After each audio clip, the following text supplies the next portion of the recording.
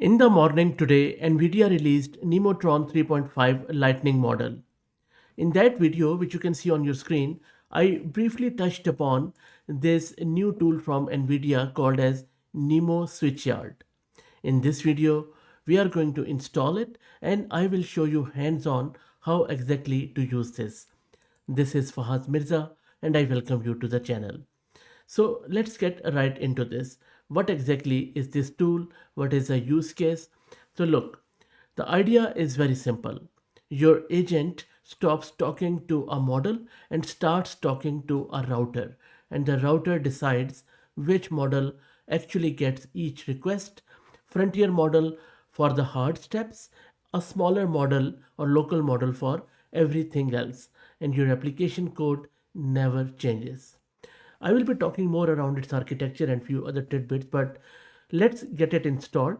I'm going to use this Ubuntu system where I have one GPU card, NVIDIA RTX 6000 with 48 GB of VRAM. Make sure that you have Rust installed. I'm going to use this cargo. Okay, so it is asking me to upgrade my Rust. I think it is a good chance to also upgrade my Rust. So let me quickly do that, and which is again just a single one-liner command. So it is going to upgrade it. While it upgrades, you can see that I have already downloaded that Nemotron model 3.5. I will be using that too, and I will also use a frontier model with an API. I have already served it with VLLM. I'll just quickly take you at the top. This is a command which I have used, just setting up my LD library, and this is where model is being served. And let me quickly show you VRAM consumption too.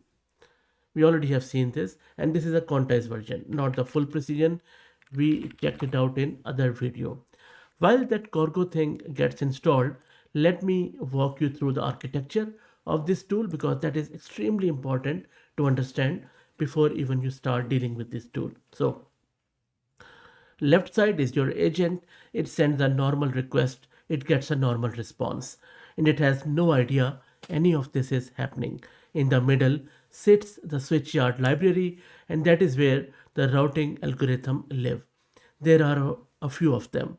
One that asks a cheap model to classify each request, one that watches tool results and errors to decide when the agent is struggling, and one that starts everything on the small model and escalates only when it has to.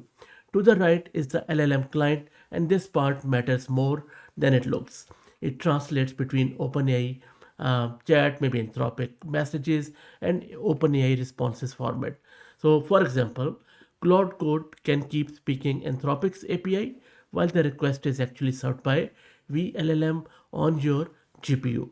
Underneath, Nemo Relay records where every request went and why, and Dynamo is NVIDIA's inference server. We have covered each and every of one of them hands-on already on the channel.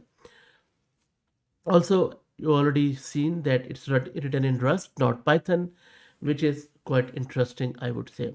We will talk more around these benchmarks and stuff, but let's go back to our terminal where it is almost done building. Also, recently I have started this free weekly AI newsletter, which you can subscribe at fahadmirza.substack.com. And meanwhile, Switchyard is installed. Now, after Switchyard is installed, you would need to create this routes.toml file, which is a whole configuration as you can see. 3 blocks, the clients are where your models physically live, one pointing at VLLM on this box, one at Ollama, one out to Open Router or any other provider. The targets give each model a name that routing logic can refer to: weak, mid, and strong, and the routes are the actual policy which algorithm decides where a request goes. You can also replace it with LM Studio or whatever API endpoint or local endpoint you want. Also note that API keys are not in this file. We will just put them in our environment variable like OpenAI API key or Anthropic or whatever. And also the ID becomes the model name your agent asks for. So your application just requests Switchyard and never knows there are 3 different models behind it or as many as you like. You can also validate the configuration of Switchyard by running it in dry run mode with that routes.toml, and you can see that it shows that server is okay and testing is fine. And now we can start the switchyard with simple this command, and switchyard is now started. Just let it run in this terminal. Let me go to another one. Let me do a quick health check with the curl command. There you go, status is okay. And now let me check its actual configuration with this models endpoint, and this looks pretty good. Let me make it a bit bigger and let me scroll up. So there you go. You can see that capabilities are there. Both routes now show up as models. There you go.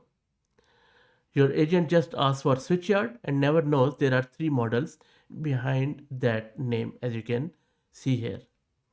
It accepts OpenAI chat, OpenAI responses, and Anthropic messages format. So a tool that only speaks Anthropic's API still gets served by VLLM on my own system. How good is that? This is such a good wrapper around all of my serving LLMs.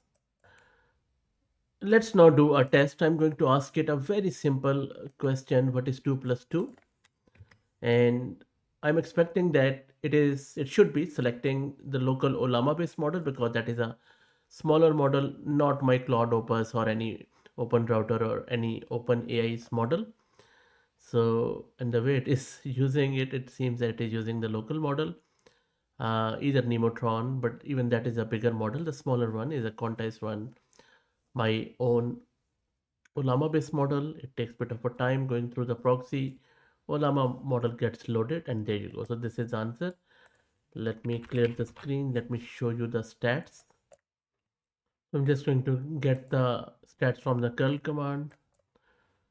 And there you go. So you can see that only there was one request, but two separate model calls happened for one question. There is our local model, the Quen3, and this is the one which answered. But then if I just scroll down, this is a classifier model, the one which is running locally here. Both are running locally. This classifier model or block is the Nemotron deciding who should answer, and the model block is whoever it picked actually answering. So this is the whole concept of routing.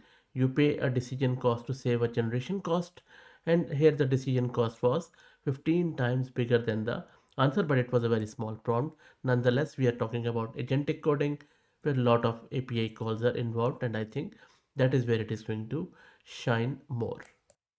Okay, let me give it a harder one to see where it goes this time. So you can see that it is quite hard. Give the message flow, design a distributed consensus protocol that tolerates this Byzantine fault. So quite a complex one. Even I don't understand what that means. And then we will check what happened. First, let's wait for it to come back. And meanwhile, if you want to support the channel, please become a member. Just go to homepage of channel and then just click on this last line, become a channel member, or go to the first pinned comment in down below the video, and you should find that link. Just $4 to $5 a month, but it helps the channel a lot. Meanwhile, it has come back. As you can see, it has given me all this response, which looks pretty correct. If you want to really see the quality of this model, Nemotron, I'm not sure which model has responded it, but you should check my other video. Let's check the stats for that. There you go. So these are the stats very quick. So again, classifier was our lighting model, and it decided that this request should go to weak model is this, and I'm just going to the top. So this time it was answered by this 3-point lightning itself. So you see, it just decides by itself. You can also steer it as I showed you earlier through that routing, but looks pretty good. Now, before I let you go, just 1 second I would take to describe these two images.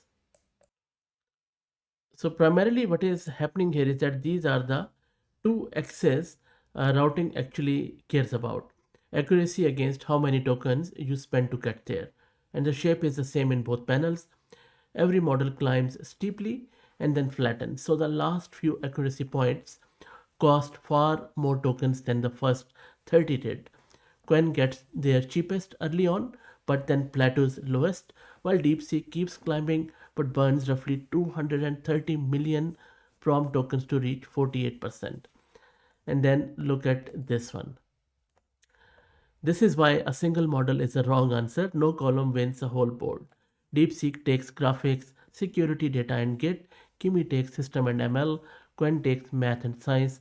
The best model generally depends on what the task is, and that is where NVIDIA is trying to pitch in this NeMo Switchyard. I hope that this was useful. Let me know your thoughts in the comments. And if you like the content, please share the video. Thank you for all the support.